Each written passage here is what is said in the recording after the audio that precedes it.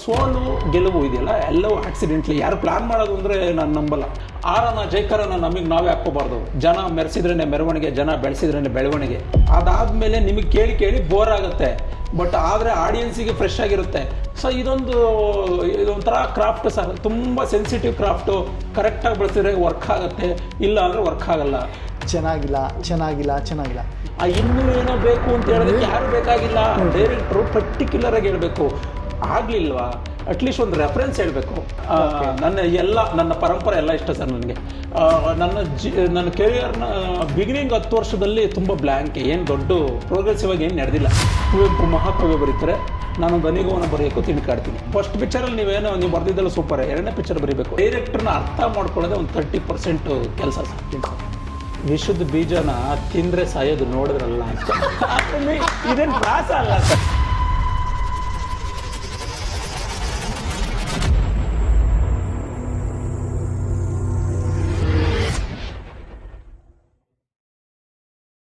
Hi hello, ಎಲ್ಲರೂ ಹೇಗಿದ್ದೀರಾ? Direct ನೋಟ್ಗೆ ನಿಮ್ಗೆಲ್ರಿಗೂ ಸ್ವಾಗತ ಸುಸ್ವಾಗತ. ನನ್ನೊಟ್ಟಿಗೆ ದ ಗ್ರೇಟ್ ರೈಟರ್ ಕೂತಿದ್ದಾರೆ. ಯಾರು ಅಂತ ಹೇಳೋದಕ್ಕಿಂತ ಮುಂಚೆ ಅವರು ಬರೋಬ್ಬರಿ 30 ಸಿನಿಮಾಗಳಿಗೆ ಬರೆದಿದ್ದಾರೆ. ಈ ರೈಟ್ರು ಒಂದು ಸಿನಿಮಾದಲ್ಲಿ ಒಬ್ಬ ಹೀರೋ ಮಾತಾಡಬೇಕು ಅಂದರೆ ಒಬ್ಬ ರೈಟರ್ ಪೆನ್ ಹಿಡಿಲೇಬೇಕು. ಒಬ್ಬ ಹೀರೋ ಗನ್ ಹಿಡಿಯೋದಕ್ಕಿಂತ ಮುಂಚೆ ಒಬ್ಬ ರೈಟರ್ ಪೆನ್ ಹಿಡಿಬೇಕು. ಜಾಸ್ತಿ ಆಯ್ತಲ್ಲ. ಡೈಲಾಗ್ ರೈಟ್ರ್ ಮುಂದೆ ಈ ಥರ ಬಿಲ್ಡಪ್ ಕೊಟ್ಟರೆ ಡೈಲಾಗ್ ರೈಟ್ರ್ ಏನು ಅಂದ್ಕೊತಾರೆ? ನೇರವಾಗಿ ವಿಷಯಕ್ಕೆ ಹೋಗೋಣ. ನಮ್ಮ ಜೊತೆ ಇವತ್ತು ಕೂತಿರೋದು one and only the great writer Raghu Niduvalli. ಅವರೊಟ್ಟಿಗೆ ಇವತ್ತಿನ ಮಾತುಕತೆ ಶುರು ಮಾಡೋಣಲ್ವಾ? Let's go. ಹಾಯ್ ರಘು, ಹೇಗಿದ್ದೀರಾ? ಹಾಯ್, ನಮಸ್ತೆ. ಏನು ನಮಸ್ತೆ ಬೇಕಾ ನಮಗೆ? ಏನು ಗುರು ಚೆನ್ನಾಗಿದೆಯಾ? ಏನು ಮಗ ಚೆನ್ನಾಗಿದೆಯಾ ಅಂತ ಹೇಳ್ಬೇಕು. ಹೇಗಿದ್ದೀರಾ? ಸೂಪರ್. ನಿಮ್ಮನ್ನು ಸಿಗೋದೇ ಕಷ್ಟ. ನೀವು ಬರವಣಿಗೆ ಯಾಕೆಂದರೆ ನಿಮಗೆ ನಿಮ್ಮದೇ ಸ್ಪೇಸ್ ಬೇಕಾಗುತ್ತೆ. ಈ ನಿಡುವಳ್ಳಿ ಏನಿದು? ನಿಡುವಳ್ಳಿ ನಮ್ಮೂರು. ಕೆಲವರು ಅಪ್ಪನ ಹೆಸರು ಅದೆಲ್ಲ ಇಟ್ಕೋತಾರೆ. ನಾನು ನಮ್ಮೂರ ಹೆಸರು ಇಟ್ಕೊಂಡಿದ್ದೀನಿ. ಕಡೂರು ತಾಲೂಕಿನ ಒಂದು ಹಳ್ಳಿ, ಅರಸೀಕೆರೆ ಬೆಲ್ಟಲ್ಲಿ ಬರುತ್ತೆ. ಅರಸೀಕೆರೆ ಆ್ಯಕ್ಚುಲಿ ಇಲ್ಲ, ನನಗೆ ಸಿಕ್ಕಾಪಟ್ಟೆ ಇಷ್ಟ. ನನಗೆ ಏನಕ್ಕೆ ಅಂದರೆ ನಂದು ಹಳ್ಳಿನೇ ಆ್ಯಕ್ಚುಲಿ.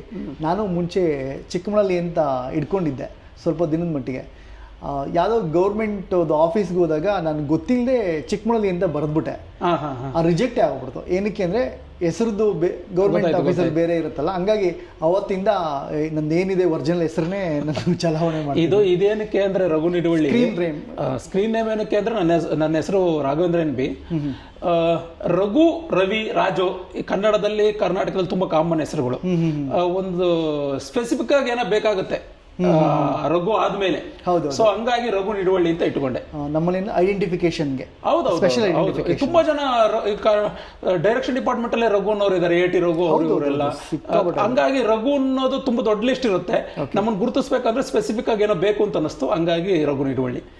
ಸೊ ನಿಮ್ಮ ಫ್ಯಾಮಿಲಿಲಿ ಯಾರ್ಯಾರಿದ್ದೀರಾ? ಅವರಿಗೆ ಈ ಬರವಣಿಗೆ ಹುಚ್ಚಿತ್ತ? ಇಲ್ಲ, ಖಂಡಿತ ಇಲ್ಲ.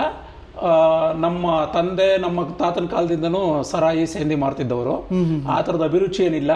ಫಸ್ಟ್ ಆಫ್ ಆಲ್ ಓದಿಲ್ಲ ಕೂಡ ಅವರು. ನಮ್ಮಪ್ಪ ಒಂದು 9th ಏನೋ ಓದಿರ್ಬೋದೇನೋ, ಗೊತ್ತಿಲ್ಲ ನನಗೆ ಪ್ರಾಪರ್. ನಾನು ಇಷ್ಟವರೆಗೆ ಹೇಳಕ್ ಹೋಗಿಲ್ಲ. ಫಸ್ಟ್ ಡಿಗ್ರಿ ಹೋಲ್ಡರ್ ಅಂದರೆ ಮೋಸ್ಟ್ಲಿ ನಾನು ನನ್ನ ತಮ್ಮ ಇರ್ಬೋದು. ಓಕೆ, ನಮ್ಮ ಫ್ಯಾಮಿಲಿ. ನಿಜ ಹೇಳ್ಬೇಕು, ನಿಮ್ಮೂರಿಗೆ ಪೇಪರು, ನ್ಯೂಸ್ ಪೇಪರ್ ಆ ಥರದ್ದು ಏನಾದ್ರು ಬರುತ್ತಾ? ಇಲ್ಲ, ಬಟ್ ಇದು ನ್ಯೂಸ್ ಪೇಪರ್ದು ಒಂದು ಕತೆ ಇದೆ. ನಾನು ಬೆಳೆದಿರೋದು ನೇರ್ಲಿಗೆ ಅಂತ ಜಾವಗಲ್ ಹತ್ರ ಬರುತ್ತೆ, ನಮ್ಮ ತಾಯಿ ಊರು. ನ್ಯೂಸ್ ಪೇಪರ್ ಅಂದ್ರಲ್ಲ, ನಮ್ಮ ಮಾವ ನ್ಯೂಸ್ ಪೇಪರ್ ಏಜೆಂಟು. ಓಕೆ, ಆ 2 ಊರಿಗೆ ನಾನೇ ನ್ಯೂಸ್ ಪೇಪರ್ ಹಾಕ್ತಿದ್ದೆ ಚಿಕ್ಕ ವಯಸ್ಸಲ್ಲಿ. ಗ್ರೇಟ್. ನೋಡಿ ಎಂಥ ಟೈಮ್ ಅಂದರೆ ನ್ಯೂಸ್ ಪೇಪರ್ ಆಗೋ ಹುಡುಗನ ಆರ್ಟಿಕಲ್ಲು ನ್ಯೂಸ್ ಪೇಪರಲ್ಲಿ ಅವಾಗ ಬರುತ್ತೆ. ಹೌದೌದು, ತುಂಬ ಸಂತೋಷ. ಅದೇ ನಿಜ ಹೇಳ್ಬೇಕಂದ್ರೆ ನೋಡಿ, ಯಾವ ಥರ ಪ್ರಾಕ್ಟೀಸ್ ಆಗುತ್ತೆ ಅಂದರೆ, ನಾವು ನ್ಯೂಸ್ ಪೇಪರ್ ಹಾಕ್ತಿದ್ರಿಂದ ನಮ್ಮ ಮನೇಲಿ ಖಂಡಿತವಾಗಿ ಒಂದು ಕಾಪಿ ಇರ್ತಿತ್ತು. ನಮ್ಮ ಮಾವ ಇಟ್ಕೊಂತಿದ್ರು, ಅಂದ್ರೆ ಏಜೆಂಟ್ ಕಾಪಿ ಅಂತ. ನ್ಯೂಸ್ ಪೇಪರ್ ಇರ್ಬೋದು, ಮತ್ತೆ ಈ ವೀಕ್ಲಿ ಮ್ಯಾಗಝಿನ್ಸ್, ಸುಧಾ, ಮಯೂರ. ಹೌದು, ನಾನು ಮಯೂರ, ಸುಧಾನೆಲ್ಲ ನಾನು ಹೆಚ್ಚು ಕಡಿಮೆ ಒಂದು 3ನೇ ಕ್ಲಾಸಿಂದನೂ ಓದ್ತಾ ಇದ್ದೀನಿ. ಲಂಕೇಶ್ ಪತ್ರಿಕೆ. ಸೊ ಮೋಸ್ಟ್ಲಿ ಅದೊಂದು ಸಣ್ಣ ಪ್ರಾಕ್ಟೀಸ್ ಅನ್ಸುತ್ತೆ ನನಗೆ ಓದೋದ್ರ. ಒಂದು ಟಚ್. ಹೌದೌದು. ಓಕೆ, ಸೊ ಎಜುಕೇಶನ್ ಎಲ್ಲ ಕಂಪ್ಲೀಟ್ಲಿ ಎಲ್ಲ ಊರಲ್ಲೇ ಆಯ್ತು, ಅಲ್ಲೇ ಊರು ಸುತ್ತಮುತ್ತ? ಇಲ್ಲ ಇದೊಂಥರ ನಂದು ಇದು ಲೋಕ ಸಂಚಾರ. ಗಲ್ಬಸ್ಕಿನೇ.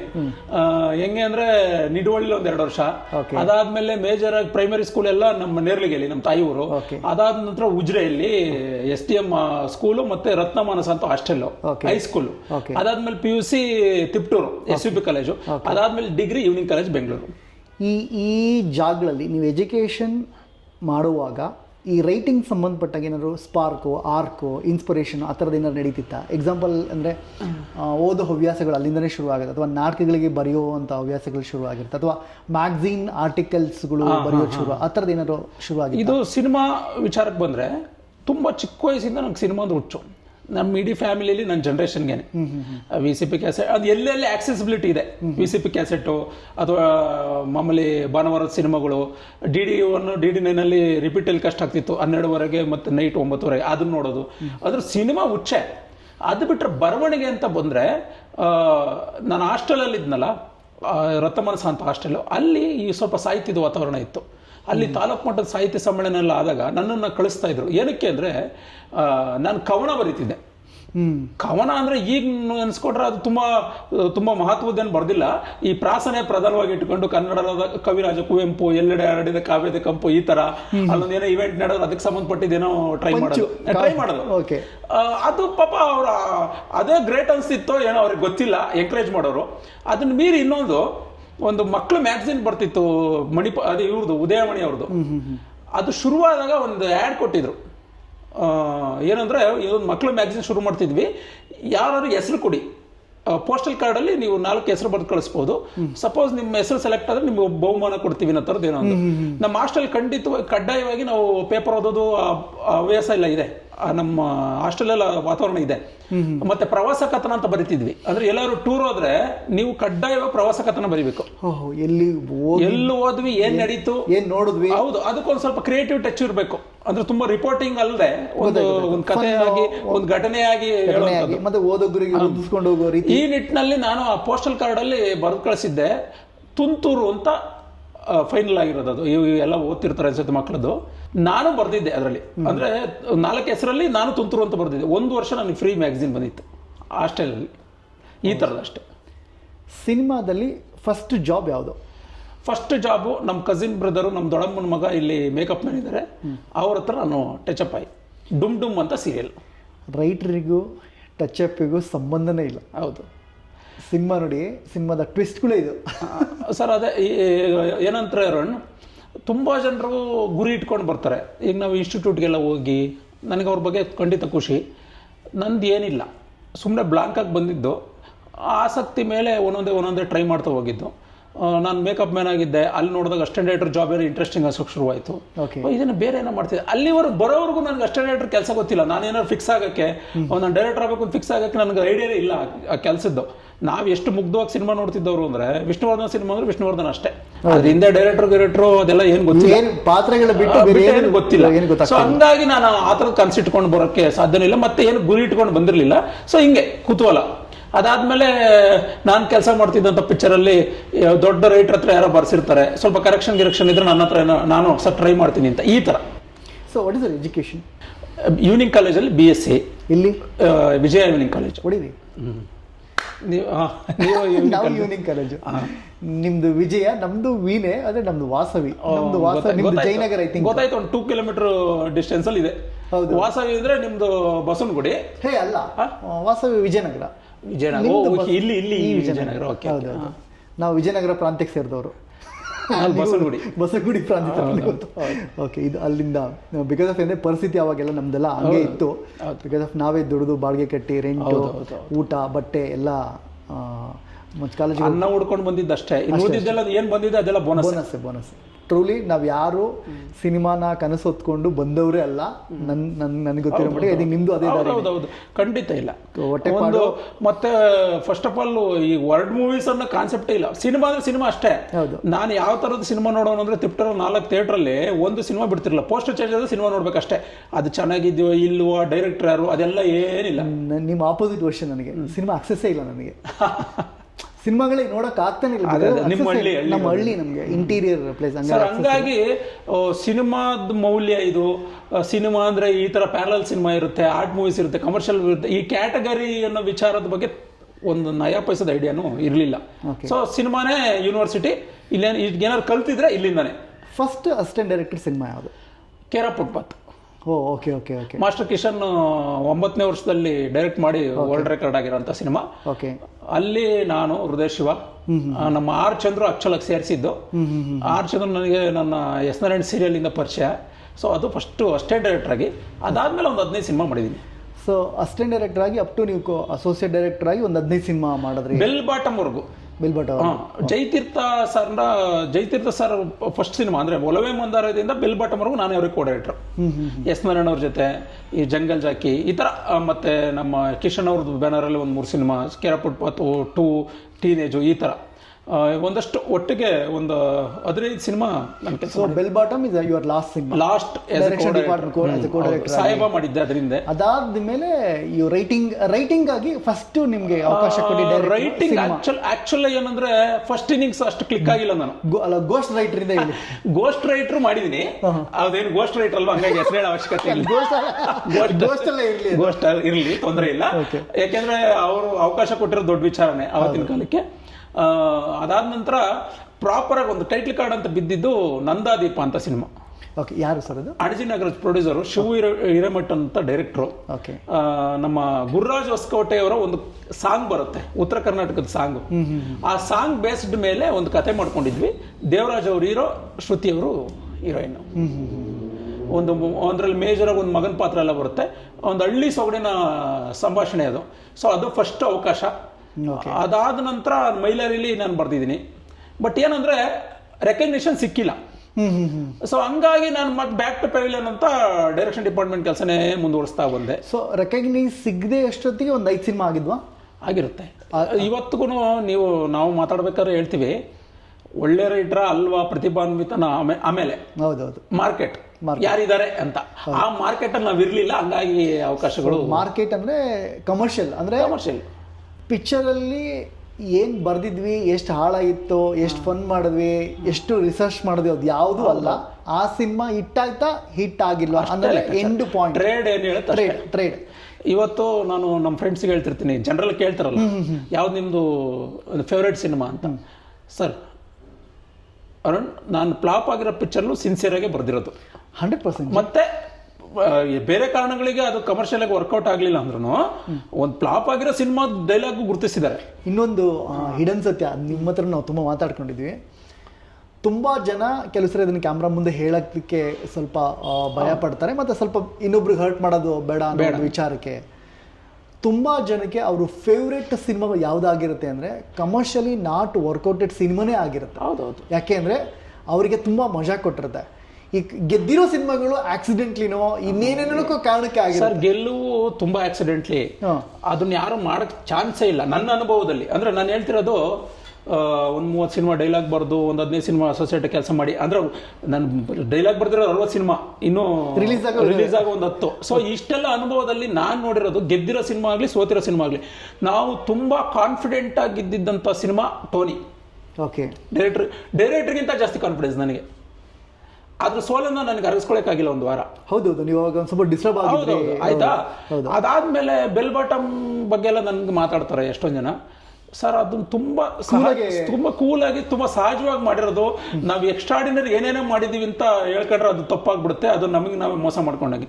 ಸಿನ್ಸಿಯಾರಿಟಿ ಅಷ್ಟೇ ಸರ್, ಎಲ್ಲ ಸಿನಿಮಾ ತರಾನೇ.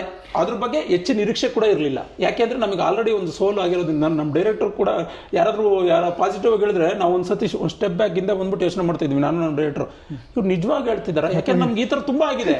ಯಾಕೆಂದ್ರೆ ಟೋನಿಗೆ ಆ ಥರದ್ದು ರಿವ್ಯೂಸ್ ಎಲ್ಲ ಬಂದು ಜನ ನೋಡಿದಾಗ ಉಲ್ಟಾ ಆಗಿದೆ. ಸೊ ಆ ಥರದ ಅನುಭವ. ಸೊ ಸೋಲು ಗೆಲುವು ಇದೆಯಲ್ಲ, ಎಲ್ಲವೂ ಆಕ್ಸಿಡೆಂಟ್ಲಿ. ಯಾರು ಪ್ಲಾನ್ ಮಾಡೋದು ಅಂದ್ರೆ ನಾನು ನಂಬಲ್ಲ. ನಾನು ಇವತ್ತು ಯಾವ್ದೋ ಬರೀತಾ ಇರ್ತೀನಲ್ಲ ಪಿಕ್ಚರು, ಅವ್ರು ಇಟ್ಟಾಗ್ಲಿ ಅಂತಾನೆ ಮಾಡೋದು. 100%. ಮತ್ತೆ ಅವ್ರ ಜಸ್ಟಿಫಿಕೇಶನ್ ಕೂಡ ಇರುತ್ತೆ. ಪ್ರತಿ ಸಿನಿಮಾನು ಪೆನ್ ಹಿಡಿಯೋದಕ್ಕಿಂತ ಮುಂಚೆ ಒಂದು ಸರಸ್ವತಿಗೆ ಪೂಜೆ ಮಾಡಿ ನಾವೇನು ಹೊಂದಿಸ್ಬೇಕು ಅದು ಒಂದ್ಸೇ ಶುರು ಮಾಡಿರ್ತೀವಿ. ಬಟ್ ಆಕ್ಸಿಡೆಂಟ್ಲಿ ನಾವು ಬೇರೆ ಬೇರೆ ರೀಸನ್ನಿಗೋ ವರ್ಕೌಟ್ ಆಗಲ್ಲ. ಸರ್, ಕನೆಕ್ಷನ್ ಇದೆಯಲ್ಲ, ಆಡಿಯನ್ಸ್ ಜೊತೆ ಕನೆಕ್ಟ್ ಆಗೋದು ಕನೆಕ್ಟ್ ಮಾಡ್ಸೋಕ್ಕಾಗಲ್ಲ, ಸಿಚುವೇಶನ್ಗೆ ಕನೆಕ್ಟ್ ಆಗಬೇಕು. ಕನೆಕ್ಟ್ ಆಗಬೇಕು ಅಷ್ಟೇ. ಅಂದರೆ ಏನಾಗಿರುತ್ತೆ, ಕೆಲವು ಸರ್ತಿ ಯಾವುದೋ ಒಂದು ಟೆಂಪ್ಲೇಟ್ ಬೋರ್ ಆಗಿರುತ್ತೆ, ಅನ್ಎಕ್ಸ್ಪೆಕ್ಟೆಡ್ ಒಂದು ಫ್ರೆಶ್ ಟೆಂಪ್ಲೇಟ್ ನಾವು ಬೇಕಂತ ಮಾಡಿದ್ದಲ್ಲ, ಅದು ನಮಗೆ ಗೊತ್ತಿರೋದಷ್ಟೇ, ಅದು ಬಂದ್ಬಿಡುತ್ತೆ, ಕ್ಲಿಕ್ ಆಗಿಬಿಡುತ್ತೆ. ಅದನ್ನೇ ಮತ್ತೆ ರಿಪೀಟ್ ಮಾಡಿದ್ರೆ ಅದೇ ಆಡಿಯನ್ಸ್ ನಮಗೆ ಬೈತಾರೆ. ನನಗೆ ಇನ್ನೊಂದು ಆ್ಯಕ್ಚುಲಿ ಇದು ತುಂಬ ಇಂಪಾರ್ಟೆಂಟು. ಒಬ್ಬ ಡೈರೆಕ್ಟ್ರು ಫಸ್ಟು ಅವನು ಪಾತ್ರಗಳನ್ನ ಬರೀಬೇಕಾದ್ರೆ ಆ ಪಾತ್ರಗಳನ್ನ ಕ್ಯಾರೆಕ್ಟರ್ ಆಗ್ತಾನೆ, ಅವನೊಂದ್ಸರಿ ಆಗ್ತಾನೆ ಫಸ್ಟ್. ಹೌದು, ನಾರ್ಮಲಿ. ಅದಾದಮೇಲೆ ನೆಕ್ಸ್ಟ್ ಆಗೋದು ಯಾರು ಅಂದರೆ ರೈಟ್ರೆ. ಹೌದು. ಏನಕ್ಕೆ ಅಂದರೆ ಒಬ್ಬ ಬಿಕ್ಕಿಳಿಸ್ಕೊಂಡು ಬರೀತಾನೆ ಅಂದರೆ ಆ ಬಿಕ್ಕಳಿಕೆ ಅವನಿಗೆ ಬರಬೇಕು. ಒಂದು ತಾಯಿ ಆಗಬೇಕು ನೀವು, ಒಂದು ಮಗು ಆಗಬೇಕು. 6 ವರ್ಷದ ಮಗು ಡೈಲಾಗ್ ಬರೋದು, 6 ವರ್ಷದ ಮಗು ಆದರೆ ನಿಮ್ಗೆ ಬರೋಕ್ಕೆ ಚಾನ್ಸ್. ಹೌದು.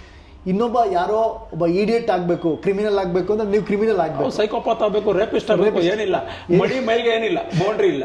ಆಕ್ಚುಲಿ ಏನು ಎಲ್ಲ ಬೌಂಡ್ರಿಗಳನ್ನ ಬಿಟ್ಟು ಒಬ್ಬ ರೈಟ್ರು ಇನ್ವಾಲ್ವ್ ಆದರೆ ಮಾತ್ರನೇ ಬರೋಕ್ಕೆ ಸಾಧ್ಯ. ಹೌದು. ಒಬ್ಬ ಡೈರೆಕ್ಟರ್ ನಾನು ರೀಡಿಂಗ್ ಕೊಡಬೇಕು ಅಂದ್ರೆ 10 ಸರ್ತಿ ಆ ಪಾತ್ರ ಡೈಲಾಗ್ ನಾನು ಹೇಳ್ಕೊಂಡಿರ್ತೀನಿ. ಹೌದು. ಆ ಹೇಳ್ಕೊಂಡ್ರೆ ಮಾತ್ರ ಅದು ಬರೋಕ್ಕಾಗುತ್ತೆ. ಮತ್ತಿನ್ನೊಂದು ನನ್ನ ಸ್ವಂತ ಅನುಭವ, ನೀವು ಆ ಥರದ್ದು ನೀವು ಹೇಳಿದ್ರೆ ಈಗ ಸೈಕೋಪಾತೋ ಯಾವುದೋ ಒಂದು ಸಿನಿಮಾದು ಡೈಲಾಗ್ ಬರೆದ್ರೆ ಅದು ಸ್ಟ್ರೈನ್ ಇರುತ್ತೆ. 100% ಹೆಂಗಿರುತ್ತದೋ ಹೊರಗೆ ಬಂದ್ರೆ ಸ್ಟ್ರೈನ್ ಇರುತ್ತೆ. ಹೌದೌದು. ಅದು ಖಂಡಿತವಾಗೂ ಸಣ್ಣ ಡಿಸ್ಟರ್ಬ್ ಮಾಡುತ್ತೆ ಸರ್. ಈ ಸೈಕಾಲಜಿಕಲ್ ಫ್ಯಾಕ್ಟರ್ ಸರ್, ಅದರಲ್ಲಿ ಯಾವ ಇದು ಇಲ್ಲ. ಮತ್ತೆ ಇನ್ನೊಂದು, ನಾನು ಜನರಲ್ ಆಗಿ ನೀವು ಅದಕ್ಕೆ ಹೇಳಿದ್ರಿ, ನಾನು ಇನ್ನು ಸ್ವಲ್ಪ ಮುಂದೆ ಹೋಗಿ ಹೇಳ್ತೀನಿ ಸರ್. ಎಲ್ಲ ಪಾತ್ರದಲ್ಲೂ ರಘು ನಿಡುವಳಿ ಕಂಡ್ರೆ ನಾನು ಡೈಲಾಗ್ ರೈಟರ್ ಅಲ್ಲ. ಹೌದು. ತಾಯಿಯಾಗಿ ಕಾಣಬೇಕು, ಸೈಕೋಪಾತ್ ಕಾಣಬೇಕು, ಕಾಣಬೇಕು, ಅದಕ್ಕೆ ಆನೆಸ್ಟ್ ಪ್ರಯತ್ನ. ಒಂದೊಂದು ಸರ್ತಿ ಅದನ್ನ ಮೀರೇನೋ ನನ್ನ ಸಿಗ್ನೇಚರ್ ಚಾಪು ಅಂತೀವಲ್ಲ, ಅದು ಒಂದೊಂದು ಸರ್ತಿ ನಮಗೆ ಮಾರಕ ಆಗ್ಬಿಡುತ್ತೆ. ಅಂದ್ರೆ ಎಲ್ಲ ಪಾತ್ರಗಳು ಒಂದೇ ತರ ಮಾತಾಡಿರ್ತಾವಲ್ಲ, ಸೊ ಅದನ್ನ ಆದಷ್ಟು ಬ್ರೇಕ್ ಮಾಡಕ್ಕೆ ನಾನು ಸಿನ್ಸಿಯರ್ ಆಗಿ ಟ್ರೈ ಮಾಡ್ತೀನಿ. Sir, what is the writer preparation? ನೀವು ಎಕ್ಸಾಂಪಲ್ ಈಗ ನಾನು ಡೈರೆಕ್ಟರ್ ಅಂದ್ಕೊಳ್ಳಿ, ಒಬ್ಬ ಡೈರೆಕ್ಟರ್ ಯಾರೋ ಬಂದು ನಿಮಗೆ ಒಂದು ಸ್ಕ್ರಿಪ್ಟನ್ನು ಕೊಡ್ತೀನಿ, ಬೌಂಡೆಡ್ ಸ್ಕ್ರಿಪ್ಟನ್ನು ಕೊಡ್ತೀನಿ, ಹೇಗೆ ಪ್ರಿಪೇರ್ ಆಗ್ತೀರಾ? ಫಸ್ಟ್ ಸ್ಟೆಪ್ ಹೇಗಿರುತ್ತೆ? ನಿಮ್ಮ ಕನ್ವರ್ಸೇಷನ್ ಎಲ್ಲಿಂದ ಶುರುವಾಗುತ್ತೆ? Writer preparation 24/7 365 days. ಯಾವ ಥರ ಹೊರಗಿನ ಪ್ರಪಂಚದಲ್ಲಿ ಏನು ನಡೀತಿದೆನೋ ಅಬ್ಸರ್ವೇಷನ್ನು, ಮತ್ತು ನ್ಯೂಸ್ ಪೇಪರ್ ಓದೋದು. ಯಾಕೆಂದರೆ ಇವತ್ತಿನ ಪ್ರಸ್ತುತ ಪ್ರಚಲಿತ ವಿದ್ಯಮಾನಗಳು ಯಾವುದು, ಮತ್ತು ಸೋಷಿಯಲ್ ಮೀಡಿಯಾ ಅಂದರೆ ಇವತ್ತು ಟ್ರಾಲ್ ಯಾವುದಾಗ್ತಿದೆ, ಮತ್ತು ಯಾವುದಕ್ಕೆ ಜನ ಸ್ಪಂದಿಸಿದ್ದಾರೆ, ನೆಗೆಟಿವ್ ಆರ್ ಪಾಸಿಟಿವ್. ಯಾಕೆಂದರೆ ವರ್ಚುವಲ್ ವರ್ಲ್ಡಲ್ಲೇ ಇವತ್ತಿನ ಪ್ರಪಂಚ, ಇವತ್ತಿನ ಜನ್ರೇಷನ್ ಬದುಕ್ತಿರೋದು. ಸೊ ಅವ್ರಿಗೆ ಸ್ಪಂದನೆ ಇರಬೇಕಲ್ಲ, ನಮ್ಮದು ರೆಸ್ಪಾನ್ಸು. ಸೊ ಇವೆಲ್ಲವನ್ನು ಗಮನಿಸೋದು 365 ದಿನನೂ. ಅದರಲ್ಲಿ ಯಾವುದೋ ಒಂದು ಇಷ್ಟ ಆದಾಗ ನೋಟ್ ಮಾಡ್ಕೊಳ್ಳೇಬೇಕು. ಇನ್ನು ನೀವು ಒಬ್ಬ ಇಂಡಿವಿಜುವಲ್ ಒಂದು ಸ್ಕ್ರಿಪ್ಟ್ ಕೊಡ್ತಾರಲ್ಲ, ಅಲ್ಲಿಂದ ಪ್ರಿಪ್ರೇಷನ್ ಅಂತಂದರೆ, ಸೊ ಇದೆಲ್ಲವನ್ನು ಮಾಡ್ಕೊಂಡು ಇಟ್ಕೊಂಡಿರ್ತೀವಿ ಎಲ್ಲೋ ಒಂದು ಕಡೆ. ನನ್ನ ಗಮನ ಅಲ್ಲಿ ಇದ್ದೇ ಇರುತ್ತೆ. ಮತ್ತು ಸಾಹಿತ್ಯ ಏನಕ್ಕೆ ಅಂತಂದರೆ ಡಿಕ್ಷನರಿ ಖಾಲಿ ಆಗಿಬಿಡುತ್ತೆ. ಒಂದು ಸಿನಿಮಾ 2 ಸಿನಿಮಾ ಬರೆದು ಕೂಡಲೇ ಅದೇ ಕ್ಯಾಟಗರಿ ಇನ್ನೊಂದು ಸಿನಿಮಾ ಬಂದ ತಕ್ಷಣ ಫುಲ್ ಒಂಥರ ಭಯ ಆಗ್ಬಿಡುತ್ತೆ. ಅದು ನನ್ನ ಅನುಭವ. ಬುಲೆಟ್ ಬಸ್ಸೇ ಬರ್ಬೇಕಾದ್ರೆ ಓವರ್ ಕಾನ್ಫಿಡೆನ್ಸು. ಯಾವ ಥರ ಅಂದರೆ ಹಿಂಗೆ ರೀಡಿಂಗ್ ಕೊಡ್ತಾ ಇದ್ದು ಇನ್ನೊಂದು ಬಂದ್ಬಿಡೋದು, ಮತ್ತೆ ಸ್ಪಾಟಲ್ಲಿ ನಾನೇ ಕೊಡೋದ್ರೆ ಇನ್ನೊಂದೇನೋ ಹೇಳ್ಬಿಡೋದು, ಸಾಕೋಣ ಅನ್ನೋರು ಎಲ್ಲರೂ. ಓಕೆ. ಆಮೇಲೆ ಗೊತ್ತಾಯ್ತು, ಮಾರುತಿ 800 ಮಾಡ್ಬೇಕಾದ್ರೆ ಗೊತ್ತಾಯ್ತು, ಅದೇ ಹೀರೋ ನಾನು ಇಷ್ಟೇ ನನ್ನ ಲಿಮಿಟು ಅಂತ. ಆ ಲಿಮಿಟ್ನ ಮೇರೆನ ಮೀರಬೇಕು ಅಂದರೆ ಈ ಪ್ರಿಪ್ರೇಷನ್ ಎಲ್ಲ ಆಗಬೇಕಾಗುತ್ತೆ. ಇನ್ನು ಪರ್ಟಿಕ್ಯುಲರ್ ಒಂದು ಸಬ್ಜೆಕ್ಟ್ ಅಂತ ಬಂದರೆ ಅದು ಏನು ಅನ್ನೋದ್ರ ಮೇಲೆ ರಿಸರ್ಚ್. ಒಂದು ಸ್ವತಂತ್ರ ಪೂರ್ವದ ಕಥೆಯಾ, ಸ್ವತಂತ್ರ ಪೂರ್ವದ ಭಾಷೆ ಹೇಗಿತ್ತು, ಮತ್ತು ಸ್ವತಂತ್ರ ಪೂರ್ವ ಅಂದರೆ ಯಾವ ಪ್ರಾಂತ್ಯ, ಮತ್ತು ನಿಮಗೆ ಈಗ ನಮ್ಮ ಬೆಲ್ ಬಾಟಮ್ ಆಗಲಿ, ವೇದ ಎಲ್ಲ ಆಗಲಿ, ಈಗಿಂದ ಯಾವುದೋ ಒಂದು ನುಡಿಗಟ್ಟುಗಳು ಇರ್ತವೆ, ಬಾರ ಮಚ್ಚ ಹೋಗೋಣ, ಅವೆಲ್ಲ ಬಳಸೋಕ್ಕಾಗಲ್ವಲ್ಲ. ಹೌದೌದು. ಮತ್ತು ಇವತ್ತಿನ ಇಂಗ್ಲೀಷ್ ಅವತ್ತಿನ ಇಂಗ್ಲೀಷ್ ಬೇರೆ. ಸೊ ಅದಕ್ಕೋಸ್ಕರ ನಾನು ಪ್ರಿಪ್ರೇಷನ್ ಅಂದರೆ ಕೆಲವು ಪಿಕ್ಚರ್, ಸುಮ್ಮನೆ ಉದಾಹರಣೆ ಕೊಡ್ತೀನಿ ಸಣ್ಣದಾಗಿ. ವೇದ ಮಾಡಬೇಕಾದ್ರೆ ಡೈರೆಕ್ಟರ್ ಪರ್ಟಿಕ್ಯುಲರ್ ಆಗಿ ಹೇಳಿದ್ದು ಮಂಡ್ಯ ಭಾಷೆ ಬೇಡ ಅಂತ, ಹಳ್ಳಿ. ಏನಕ್ಕೆ ಅಂದರೆ ಬೇರೇನಿಲ್ಲ, ತುಂಬ ಬಳಸಿದ್ರು. ಸೊ ಅವಾಗ ನಾನು ಏನು ಮಾಡಿದೆ, ನನ್ನೂರು ಭಾಷೆ ಬಳಸೋಣ ಅಂತ. ಬಟ್ ಆದರೆ ನನ್ನೂರು ಭಾಷೆ ಬಳಸೋದಕ್ಕೆ ನಾನೇ ಬೆಂಗಳೂರಿಗೆ ಬಂದು ತುಂಬ ದಿವಸ ಆಗ್ಬಿಟ್ಟಿದೆ, ನಮ್ಮದು ಕಲಬೆರಕೆ ಆಗ್ಬಿಟ್ಟಿದೆ ಆಗಿದೆ. ಸೊ ಅದು ಹೇಗೆ ಸಾರ್ಟ್ ಔಟ್ ಮಾಡೋದು ಅಂತ ಅಂದ್ಕೊಂಡು ನಾನು ಯೋಚನೆ ಮಾಡಿದಾಗ, ನಮ್ಮ ಅಜ್ಜಿ ಬಳಸಿದ ಗಾದೆ ಮಾತುಗಳು, ಮತ್ತೆ ನಾನು ಇವತ್ತು ನನ್ನ ಫೋನಲ್ಲಿ ಮಾತಾಡೋದು ನಮ್ಮಮ್ಮ ಅದೇ ತಾನೇ ಮಾತಾಡೋದು. ಅವರು ಸ್ವಲ್ಪ ಗಮನ ಕೊಟ್ಟು ಕೇಳಿಸ್ಕೊಳ್ತಾ ಇದ್ದೆ ನಮ್ಮಮ್ಮ ಮಾತಾಡ್ತಿದ್ದ ಪದಗಳು, ಅವೆಲ್ಲ ಹಾಕಿದ್ದೀನಿ. ಅಯ್ಯೋ ನಂದೇ ಕಲ್ಲವಲ್ಲಿ ಕೌದೇರ್ಕ ಆಗೋಯ್ತು ಹೋಗಪ್ಪ ಅಂತ, ಆ ಥರ ಅವೆಲ್ಲ ನಮ್ಮೂರ ಕಡೆ ಪರ್ಟಿಕ್ಯುಲರ್ ಆಗಿ ಬಳಸ್ತೀವಿ ನಾವು. ಅದನ್ನ ಮೀರಿ ಈ ವೈಟ್ ಆ್ಯಂಡ್ ಬ್ಲ್ಯಾಕ್ ಪಿಕ್ಚರಲ್ಲಿ ಭಾಷೆ ಹೆಂಗಿರ್ತಿತ್ತು, ಬಾಡಿ ಲ್ಯಾಂಗ್ವೇಜ್ ಹೆಂಗಿರ್ತಿತ್ತು ಅನ್ನೋದಕ್ಕೆ ಅಣ್ಣ ತಂಗಿ ಅಂತ ರಾಜ್ಕುಮಾರ್ ಅವರು ಮತ್ತು ಬಿ ಸರೋಜದೇವಿ ಅವ್ರದ್ದು ಸಿನಿಮಾ ನೋಡಿದೆ, ಅದ್ರದ್ದು ಭಾಷೆನೇ ಬೇರೆ. ಸೊ ಈ ಥರದ ಪ್ರಿಪ್ರೇಷನ್ನು. ಇನ್ನು ಬೆಲ್ ಬಾಟಮ್ ಅಂತಂದರೆ, ಬೆಲ್ ಬಾಟಮಲ್ಲಿ ಕೂಡ ಅಷ್ಟೇ, ಅದು ಒಂದು ಏನೋ detective cinema. Okay. So James Bond ಪಿಕ್ಚರ್ಗಳು ಇದಾವಲ್ಲ ನಮ್ಮ ಅಣ್ಣವ್ರದ್ದು, ಅದನ್ನಷ್ಟು ನೋಡಿದ್ದೀನಿ ಸೀರೀಸು. ಅಲ್ಲಿ ಭಾಷೆ ಬಳಸ್ತಾ ಇದ್ರು, ಮತ್ತೆ ಮಧ್ಯದ ಇಂಗ್ಲಿಷ್ ಬಳಸ್ತಾ ಇದ್ರು. ಡೂ ಇಟ್ ಐಸೆ ಅನ್ನೋರು, ಮತ್ತೆ ವಾಟ್ ಯು ವಾಂಟ್ ಪುಸಿ ಕ್ಯಾಟ್ ಅನ್ನೋರು ಹುಡುಗಿಗೆ. ಇದೊಂದು ಟೋನ್ ಎಲ್ಲ ಇದೆಯಲ್ಲ, ಅದು ನಾನು ಆಕ್ಚುಲ್ ಆಗಿ ತೆಲುಗಲ್ಲಿ ಕೂಡ ಚಿರಂಜೀವಿ ಅವರ ಸಿನಿಮಾಗಳು ಅದನ್ನೆಲ್ಲ ನೋಡಿ ಅದನ್ನ ಅಬ್ಸರ್ವ್ ಮಾಡಿ ಅದನ್ನ ಅಡಾಪ್ಷನ್ ಮಾಡಿರೋದು. ಮತ್ತೆ ಅದರಲ್ಲಿ ಸಗಣಿ ಪಿಂಟೋ ಕ್ಯಾರೆಕ್ಟರ್ಗೆ ಬಂತಂದ್ರೆ ನಮ್ಮ ಕರ್ನಾಟಕದ ಒಬ್ಬ ರಾಜಕಾರಣಿ ಅವ್ರ ಮಾತಿಗೆ ಮುಂಚೆ ಭಾಷಣ ಮಾಡುವಾಗ ಒಂದು ಕೋಟ್ ಹೇಳೋದು, ಒಂದು ವಚನ ಹೇಳೋದು ಮಾಡ್ತಾರೆ. ಸೊ ಇದು ಐಡಿಯಾ ಚೆನ್ನಾಗಿರುತ್ತಲ್ಲ ಅಂತ ಹಿಂಗೆ ಸರ್. ಪರ್ಟಿಕ್ಯುಲರ್ಗೆ ಈ ಥರದ್ದೇ ಪ್ರಿಪ್ರೇಷನ್ ಅಂತಲ್ಲ, ನೀವು ಏನು ಸಬ್ಜೆಕ್ಟ್ ತರ್ತೀರ ಅವ್ರು ಅದ್ರ ಮೇಲೆ. ಮರ್ಡರ್ ಮಿಸ್ಟ್ರಿ ಇದ್ರೆ ಮರ್ಡರ್ ಮಿಸ್ಟ್ರಿ, ಹಳ್ಳಿ ಸಬ್ಜೆಕ್ಟ್ ಹಳ್ಳಿ, ಆ ಕ್ಷಣಕ್ಕೆ ಆವತ್ತಿನ ತುರ್ತು. ಈ ಟೋಟಲಿ ಇಲ್ಲಿಗೆ ಮಾಡಿರೋ ಒಂದು 30 ಸಿನಿಮಾಗಳು ಯಾವ್ಯಾವ ರಫ್ಲಿ ಹೇಳಬೇಕು? ಟಾಪ್ ಸ್ಟಾರ್ಸ್ ಹರ್ಷ ಮಾಸ್ಟರ್ ಜೊತೆ ಎಲ್ಲ ಸಿನಿಮಾಗಳು ಅಂದ್ರೆ ನಾನು ಹೇಳ್ತೇನೆ, ಮಾರುತಿ 800 ಇಂದ ಹಿಡಿದು ಶರಣ್ ಅವ್ರದ್ದು ಕಂಟಿನ್ಯೂಸ್ 3 ಬರ್ದಿದ್ದೆ. ಮಾರುತಿ 800, ಇದು ಬ್ಯೂಲೆಟ್ ಬಸ್ಯಾ, ಮತ್ತೆ ರಾಜ್ ವಿಷ್ಣು. ಅಪ್ಪು ಸರ್ದು ಅಂಜನಿ ಪುತ್ರ ಬರ್ದಿದ್ದೆ. ಅದಾದ್ಮೇಲೆ 2 ಸಿನಿಮಾ ಬರೀಬೇಕಿತ್ತು, ಆಲ್ರೆಡಿ ಬರ್ದಿದ್ದೆ, ಅದಾಗ್ಲಿಲ್ಲ, ಅವ್ರು ತಿಳ್ಕೊಂಡಿದ್ದಿಲ್ಲ. ಒಂದು ದಿನಕರ್ ಡೈರೆಕ್ಟ್ರು, ಇನ್ನೊಂದು ಜೇಕಬ್ ಅವರು ಡೈರೆಕ್ಟ್ರು. ಅದಾದ್ಮೇಲೆ ಶಿವಣ್ಣ 3 ಬರ್ದಿದ್ದೀನಿ. ಕೊನೆ ದಿನಗಳಲ್ಲಿ ನೀವು ಅವರೊಟ್ಟಿಗೆ ಡಿಸ್ಕಷನ್ ಲೆವೆಲ್ ಅಲ್ಲೆಲ್ಲ ಮೀಟಿಂಗ್ ನಡೀತಾ ಇತ್ತು? ಹೌದು, ಮೀಟಿಂಗ್ ಆಲ್ಮೋಸ್ಟ್ ಫೈನಲ್ ಆಗಿತ್ತು. ಒಂದು PRK ಪ್ರೊಡ್ಯೂಸರ್. ಬಿಟ್ರೆ ಶಿವಣ್ಣ 3 ಬರ್ದಿದ್ದೀನಿ. ಬಜರಂಗಿ 2, ವೇದ, ಮೈಲಾರಿ. ಓಕೆ. ಮತ್ತೆ ನಿಖಿಲ್ ಕುಮಾರಸ್ವಾಮಿ ಬರ್ದಿದ್ದೀನಿ. ಈಗ ರಾಯಲ್ಲು ಅದೇ ಕತೆ ಇವ್ರ ಜೊತೆ, ಅದರಲ್ಲಿ ಕತೆನೂ ನಿಮ್ದೆ. ಹೌದು.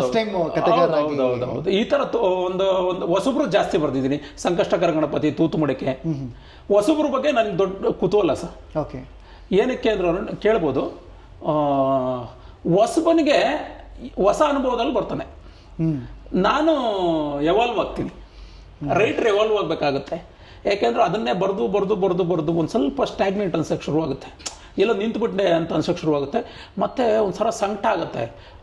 ಆರ್ಗ್ಯಾನಿಕ್ ಆಗಿ ಬರೆಯೋದು ತೊಂದರೆ ಇಲ್ಲ, ಫೋರ್ಸ್ಫುಲ್ಲಿ ಇಲ್ಲಿ ಏನು ಹುಟ್ಟುತ್ತಾ ಇಲ್ಲ, ಆದ್ರೂ ಹುಟ್ಟಿಸ್ಬೇಕಲ್ಲ. ಕೆಲವು ಪಿಕ್ಚರ್ ಹಂಗಿರುತ್ತಲ್ಲ, ಈ ಕಮರ್ಷಿಯಲ್ ಪಿಕ್ಚರ್ ಆ ಥರದ್ದು ಒತ್ತಡ ಇರ್ತದೆ. ಮತ್ತೆ ಈ ಹೀರೋಯಿಸಮ್ ಡೈಲಾಗ್ನೇ ಬರೆದು ಬೇಜಾರಾಗುತ್ತೆ. ಇದನ್ನ ಈ ಏಕತಾನತೆ ಮೀರೋದಕ್ಕೆ ದೊಡ್ಡ ಶಕ್ತಿ ಅಂದ್ರೆ ದೊಡ್ಡವ್ರ ಸಿನಿಮಾ ಅಲ್ಲ, ಈ ಹೊಸಬ್ರು cinema. What is the difference? ಕೆಲವು ಸರಿ ನಿಮಗೆ ಕಾನ್ಫ್ಲಿಕ್ಟ್ ಶುರು ಆಗುತ್ತೆ, ಅಂದರೆ ಒತ್ತಡಗಳು ಅಂತ ಹೇಳ್ಬೋದು ಅಥವಾ ಕಾನ್ಫ್ಲಿಕ್ಟ್ ಅಂತ ಹೇಳ್ಬೋದು, ಗೊತ್ತಾಗ್ತಿಲ್ಲ. ಹೊಸಬ್ರು ಸಿನಿಮಾ ಬರಿಬೇಕಾದ್ರೆ ಮತ್ತು ಆಲ್ರೆಡಿ ದೇ ಆರ್ ಸ್ಟಾರ್ಸ್, ಏನು ಡಿಫ್ರೆನ್ಸ್ ಅನಿಸುತ್ತೆ ರೈಟ್ರಿಗೆ? ಸ್ಟಾರ್ಸ್ ಅಂದಾಗ ಖಂಡಿತವಾಗಿ ಅವ್ರ ಇಮೇಜಿಗೆ ತಕ್ಕಂಗೆ ಮತ್ತು ಕಮರ್ಷಿಯಲ್ ಪಿಕ್ಚರ್ ರಿಕ್ವೈರ್ಮೆಂಟ್ನ ಫುಲ್ಫಿಲ್ ಮಾಡಲೇಬೇಕು. ಯಾಕೆಂದ್ರೆ ಖಂಡಿತವಾಗಿ ಅದಕ್ಕೆ ನಿಷ್ಠವಾಗಿರ್ಬೇಕು. ಒಬ್ಬ ಈಗ MTR ಅಂತ ತಗೊಂತಾನೆ ಅಂದ್ರೆ ಅವ್ನು MTR ಏನ್ ನಿರೀಕ್ಷೆ ಮಾಡ್ತಾನೆ ಅಂತ ಕೊಡ್ಬೇಕಲ್ಲ, ಕೊಡ್ಲೇಬೇಕು. ಸೊ ಹಂಗಾಗಿ ಸ್ಟಾರ್ ಸಿನಿಮಾಗೆ ಏನೇನು ಎಕ್ಸ್ಪೆಕ್ಟ್ ಮಾಡ್ತಾರೆ ಅವ್ರ ಅಭಿಮಾನಿಗಳು, ಅದಕ್ಕೆ ಪೂರಕವಾಗಿ ಅಂದ್ರೆ ಬರೀಲೇಬೇಕು. ಸೊ ಅದು ಬರಿಬೇಕಂತ ಏನ್ ಪ್ರಿಪ್ರೇಷನ್ನು ಅಥವಾ ಏನ್ ತಲೆಯಲ್ಲಿ ಇರ್ಬೇಕಂದ್ರೆ ಇಂದಿನ ಸಿನಿಮಾಗಳು ಅವ್ರದ್ದು ಆಳ ಹೆಂಗಿದೆ, ಅಭಿಮಾನಿಗಳು ಏನು ನಿರೀಕ್ಷೆ ಮಾಡ್ತಿದ್ದಾರೆ, ಈ ಥರದ್ದು. ಹೊಸಬ್ರು ಅಂದ್ರೆ ತುಂಬ ಆರ್ಗ್ಯಾನಿಕ್ ಅಪ್ರೋಚ್, ಯಾವ ಅಲ್ಲೇನೋ ಪೀಠಿಕೆ ಹಾಕಿ ಬರೆಯೋದೇನಿರಲ್ಲ, ಸೀನ್ ಏನು ಕೇಳುತ್ತೆ ಅಷ್ಟು ಮಾತ್ರ ಹೋಗ್ತೀವಿ. ಅಲ್ಲಿ ಭಯ ಏನಂತಂದ್ರೆ ನನಗೆ ತುಂಬ ಈಗ ಒಂದು 2-3 ಪಿಕ್ಚರ್ ಈಗಿಂದ ಬಂದಿದ್ದು ಜನ್ಜಿ ಸಿನಿಮಾಗಳು ಬರುತ್ತೆ. ಈಗ ನಂದು ಕಾಲೇಜ್ ಡೇಸ್ ಎಲ್ಲ ಏನಿಲ್ಲ ಅಂದ್ರೆ ಫಸ್ಟ್ ಆಫ್ ಆಲ್ ನಾನು ಹೇಳ್ತಾರೆ ಅವತ್ತಿನ ಕಾಲೇಜ್ ಡೇಸ್ ಅಲ್ಲೇ ನನ್ನ ಅನುಭವ ಇಲ್ಲ. ಈವ್ನಿಂಗ್ ಕಾಲೇಜ್ ಅಂದ್ರೆ ಅದಿಲ್ಲ, ಏನಿಲ್ಲ. ಈ ಜನ್ಜಿಯಿಂದ ನಾನು ಕ್ರಾಸ್ ಚೆಕ್ ಮಾಡ್ಕೊತೀನಿ, ಇದು ಕರೆಕ್ಟ್ ಇದೆಯಾ ಅಂತ. ಅವ್ನಿಗೆ 1-2 ಸತಿ ಕೇಳ್ತೀನಿ. ಈಗ ನಮ್ಮ ಹುಡುಗ ಚಿರಂತ್ ಅಂತ ಒಂದು ಸಿನಿಮಾ ನಮ್ಮ ರಿಷಬ್ ಅವ್ರ ಬ್ಯಾನರಲ್ಲಿ, ಅವನು ಎಷ್ಟು ಚೆನ್ನಾಗಿತ್ತು ಸಬ್ಜೆಕ್ಟು, ನನಗೆ ಇನ್ನು ಕರೆಕ್ಟಾಗಿ ನಾನು ಬರ್ದಿದ್ದೀನಿ ಅನ್ನೋದೇ ನನಗೆ ಒಂದು ಸ್ವಲ್ಪ ಭಯ ಇರುತ್ತೆ. ಆ ಥರದ್ದು ಈ 1-2-3 ಪಿಕ್ಚರ್ ಈಗ ನಡೀತಿದೆ. ಅದು ನಿಮ್ಗೆ ಏನಂದ್ರೆ ಯಾವತ್ತು ಇರಿಸೋದಕ್ಕೆ ಅದು ಸಹಾಯ ಮಾಡುತ್ತೆ. ಸೊ ನಿಮಗೆ ಎಷ್ಟೋ ಸರಿ ಈ ಹೊಸಬ್ರಿಗೆ ಸಿನಿಮಾ ಬರೆದಾಗ ನೀವು ಈ ಟೆಂಪೋದಲ್ಲಿ ಡೈಲಾಗ್ ಹೇಳಿದ್ರೆ ಅದ್ಭುತವಾಗಿರುತ್ತೆ ಅಂತ ನಿಮ್ಗೊಂದು ಟೆಂಪೋ ಬರಿಬೇಕಾದ್ರೆ ಒಂದು ರಿದಮ್ ಇರುತ್ತೆ. ಹೌದೌದು. ಮತ್ತೆ ರಿದಮ್ ಬರೆಯೋದು ಬೇಕಿದ್ರೆ ಹೇಳ್ಬೇಕಾದ್ರೆ ಒಂದು ರಿದಮ್ ಇದೆ, ಕರೆಕ್ಟ್ ಅಲ್ವಾ? ಹೌದು. ಎಷ್ಟೋ ಸರಿ ಅದು ಸ್ಪಾಟಲ್ಲಿ ಮಿಸ್ಫೈರ್ ಆಗುತ್ತೆ. ಅದು ಹೆಂಗೆ ಜಡ್ಜ್ ಆಗುತ್ತೆ ಮತ್ತು ಅದ್ರ ಏನು ರಾಂಗ್ ಸೈಡ್ಗೆ ಹೋಗುತ್ತೆ.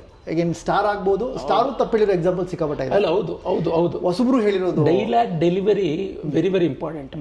ಯಾರು ಹೇಳ್ತಾರೆ ಅಂತ ಪರ್ಟಿಕ್ಯುಲರ್ ಆಗಿ ನೀವು ಗಮನಿಸಬೇಕು. ಕಮರ್ಷಿಯಲ್ ಪಿಕ್ಚರ್ನ ಎಲ್ಲ ಮಾಸ್ ಡೈಲಾಗ್ಗಳು ಆ ಇಂಟೋನೇಷನಿಂದ ವರ್ಕ್ ಆಗಿರುತ್ತೆ. ಅದು ಪೇಪರ್ ಮೇಲೆ ನೋಡಿದಾಗ ನಾರ್ಮಲ್ ಅನ್ಸುತ್ತೆ. ಎಕ್ಸಾಕ್ಟ್, ಈ ಪಾಯಿಂಟ್ ಮೇಜರ್. ಇದು ತುಂಬಾ ಜನಕ್ಕೆ ಗೊತ್ತಿಲ್ಲ. ಎಸ್, ಈಗ ನಾವು ಮೆನ್ಷನ್ ಮಾಡಬಾರ್ದು. ಈಗ ಯಾವುದೇ ಮಾಸ್ ಡೈಲಾಗು ಪೇಪರ್ ಮೇಲೆ ನೋಡಬೇಕಾದ್ರೆ ತುಂಬಾ ನಾರ್ಮಲ್ ಅನ್ಸುತ್ತೆ.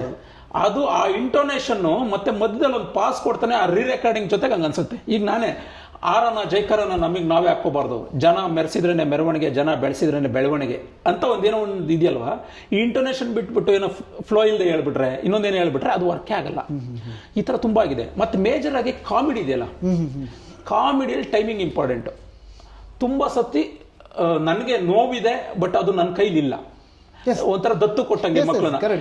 ನಾನು ರೀಡಿಂಗ್ ಕೊಟ್ಟಾಗ ತುಂಬಾ ಎಂಜಾಯ್ ಮಾಡಿರೋ ಪಿಕ್ಚರ್ ಎಷ್ಟೊಂದು ಸಿನಿಮಾಗಳು ವರ್ಕೇ ಆಗಿಲ್ಲ. ಅಯ್ಯೋ ಇದೇನಿಲ್ವಾ ಅಂತ, ಯಾಕೆಂದ್ರೆ ಅಲ್ಲಿ ನಕ್ಕಿದ್ ಸುಳ್ಳ ಅಂತ ಶುರುವಾಗುತ್ತೆ. ಫ್ರಾಂಕ್ಲಿ ಸ್ಪೀಕಿಂಗ್, ನಾನು ಹಿಂದೆ ವರ್ಕ್ ಮಾಡ್ಬೇಕಾದ್ರೆ ಡೈಲಾಗ್ ರೈಟರ್ಸ್ ಅಂತ ದೊಡ್ಡ ಸೀನಿಯರ್ ಡೈಲಾಗ್ ರೈಟರ್ ಬಂದಾಗ ಏನು ಅದ್ಭುತವಾಗಿ ಹೇಳ್ತೀವಿ ಅಂದ್ರೆ, ಅವರು ಕ್ಯಾರೆಕ್ಟರ್ ಆಗಿ ಹೇಳಿದಾಗ ನಾವು ಸ್ಪಾಟಲ್ಲಿ ನಕ್ಕಿರ್ತೀವಿ. ನೀವು ರೀಡಿಂಗ್ ಕೊಟ್ಬೇಕಾದ್ರೆ ಬಿದ್ದು ನಕ್ಕಿರೋ ಎಕ್ಸಾಂಪಲ್ ಇರುತ್ತೆ. ಅವತ್ತೇನು ಖುಷಿ ಪಾರ್ಟಿ ಮಾಡಿರೋ ಎಕ್ಸಾಂಪಲ್, ಅದೇ ಸೀನ್ ನಾವೇನು ಅನ್ಕೊಂಡ್ಬಿಟ್ಟಿರ್ತೀವಿ ಆಸ್ ಅ ರೈಟರ್. ಅಥವಾ ನಾವು ಅಸಿಸ್ಟೆಂಟ್ ಡೈರೆಕ್ಟರ್ ಆಗಿರ್ಬೇಕು, ಈ ಥಿಯೇಟ್ರಲ್ಲಿ ಹಿಂಗೆ ಇರುತ್ತೆ, ನಾವು ಹಿಂಗೇನು ಇಲ್ಲಿ ಖುಷಿ ಪಡ್ತಿದ್ದೀವಲ್ಲ ಹಿಂಗೆ ಇರುತ್ತೆ ಅಂದ್ಕೊಂಡೋದ್ರೆ ಯಾರು ನಗ್ತಿರಲ್ಲ.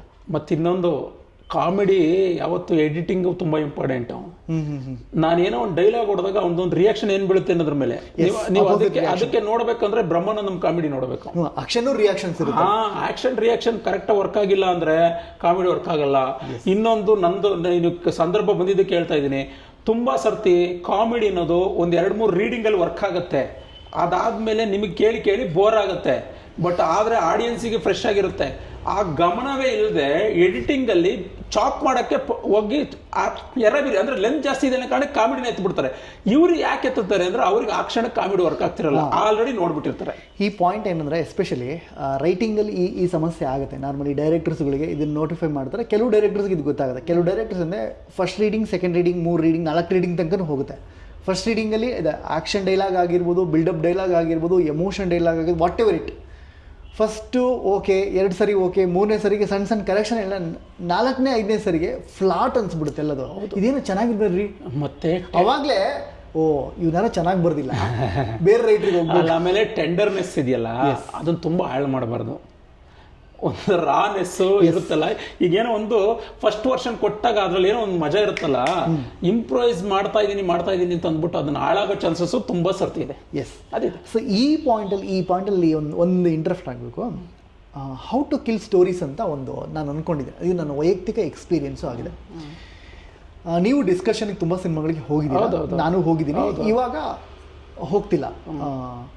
ಇಲ್ಲೇನಾಗೋಗುತ್ತೆ, ಒಬ್ಬ ಡೈರೆಕ್ಟರ್ ಒಂದು ಕತೆ ತೊಗೊಂಡ್ಬರ್ತಾನೆ, ನಾವೊಂದು 10 ಜನ ಕೂತಿರ್ತೀವಿ.